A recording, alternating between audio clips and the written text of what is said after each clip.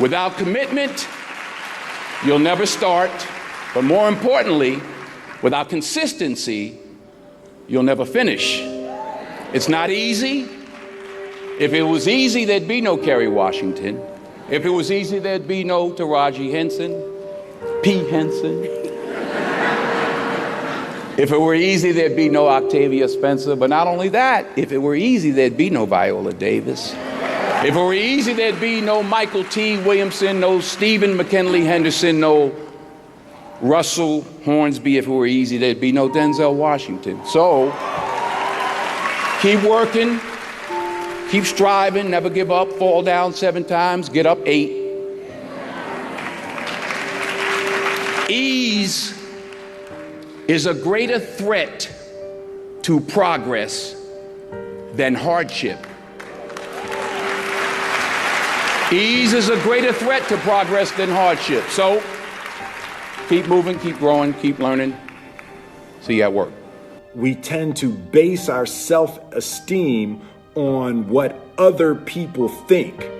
And that's not really self-esteem. Self-esteem is supposed to be how we feel about ourselves. And I was just saying how dangerous it is to allow other people to determine how you're going to feel about you. And it's kind of like looking into a broken mirror. You're going to look in a broken mirror and then change your face to try to look good in this defiled, busted, broken mirror. And it just, other people's opinions is a really shitty way to determine how we feel about ourselves. You'll never see a U-Haul behind a hearse. I'll say it again. You'll never see a U-Haul behind a hearse. Now, I've been blessed to make hundreds of millions of dollars in my life. I can't take it with me, and neither can you. So it's not how much you have, it's what you do with what you have. And we all have different gifts. Some money, some love, some patience, some the ability to touch people, but we all have it. Use it, share it. That's what counts. Not what you're driving, not what you're flying in, not what kind of house you bought your mama. Dreams without goals are just dreams, and they ultimately fuel disappointment. Goals on the road to achievement cannot be achieved without discipline and consistency. I pray that you all put your shoes way under the bed at night so that you gotta get on your knees in the morning. The one thing I'm the most happy about in terms of my career is the fact that I got there with the grace of God, first of all, but short of that, I got there just by working hard, not partying with the right people, not compromising myself in any way or cutting any kind of deals, just by working hard, just by plugging along, sawing wood, as I like to call it. I'm a 20-year overnight sensation. I don't get life mixed up with making a living. I was there for all 4 of my children being born. When the first one was born, I recognized the difference between life and making a living. Their life, our family is life. Acting is making a living. What do you think the biggest difference between doing a play and doing, it's a cliched question, but I'd be interested to know your answer. I think a part of what Viola just said is that you get to dig deeper and you get another day. Right. And you get the energy. Mm-hmm. You do a movie and it's 200 people that are used to it and they don't care and everybody's doing their job and it comes in a theater somewhere and you're picking your nose at home somewhere, clipping your nails. There's no energy. Right. When I was on Broadway 5 years ago with Julius Caesar, I made a decision to sign autographs every night. I don't know what I did. It ain't happening this time, no.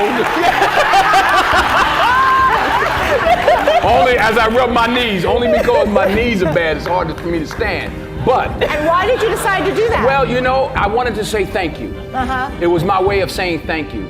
And the first night, it was like 5,000 people out there. I said, okay, wait a minute. Everybody who has playbills from our show. So, because it was like people were just wandering up the block. I was like, wait a minute. I forgot I'm on, 42nd Street, Times Square. I was like, wait a minute. But honestly, you were signing for weeks. The energy, and I was out there an hour and a half every night, every show. But the energy you got back, the stories, the 5 little old ladies who just drove in from Detroit. And I'm like, well, what y'all doing tonight? They said, we getting back in the car, baby. We got to go back tonight. Wow. And you know, a little 84-year-old lady was like, baby, if I was 3 years younger. Oh, true story. True story. Then we had, and I say this also because I hope it happens with this play. We had some high schools come. We had one school from somewhere, I forgot where, and they were doing Julius Caesar. And some young kid was like, well, you know, my Brutus is a bit different. He's more the classic stoic. But it was great to engage and exchange with these young people. There was an energy. I got more from it than I gave to the people that I signed for. That's, you know, you don't get that.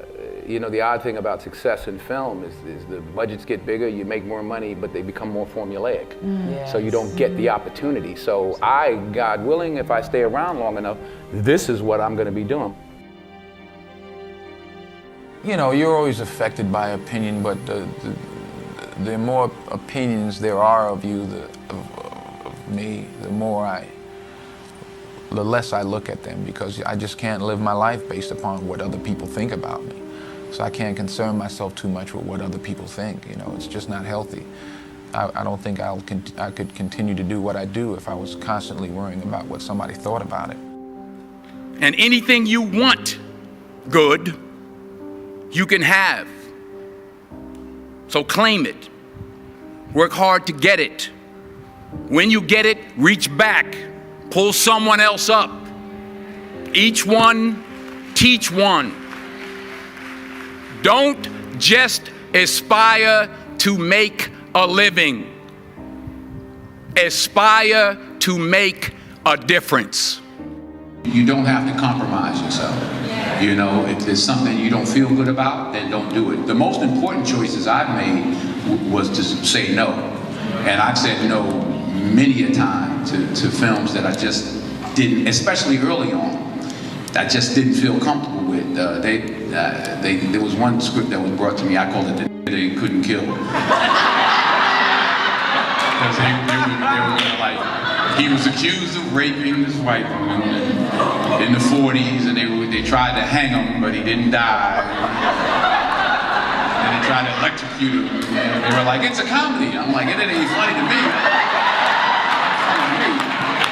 So I actually called Sidney Poitier, who I was fortunate at that time to instill, to be able to call. And I said, you know, this movie, I'm sick. And they offered me $600,000 to play the They Couldn't Kill. That's what I called it. I wasn't there.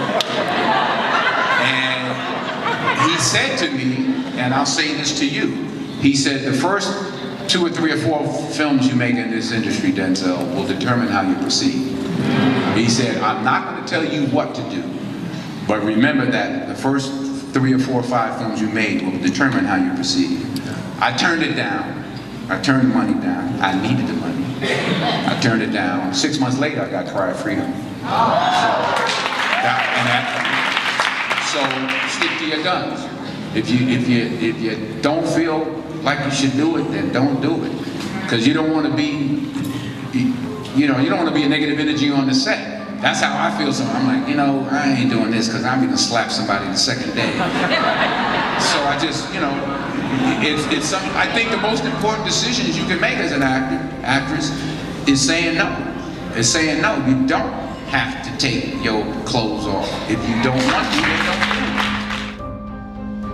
it. Number 1, put God first.